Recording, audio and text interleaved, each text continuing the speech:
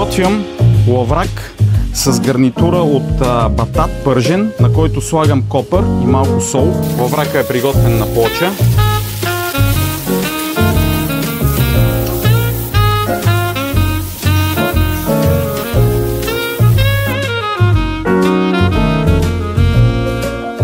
С печен лимон,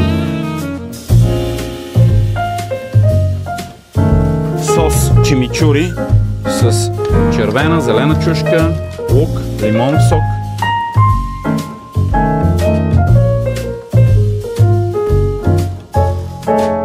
И завършвам с чътни кисели краставички и зест лимон. Това е лятното ми предложение за лаврак с батат, чимичури, печен лимон и чътни кисели краставички. Аз съм Иван Киричев, шеф-готвач в хотел Сиена Палас. Вкусът има лице.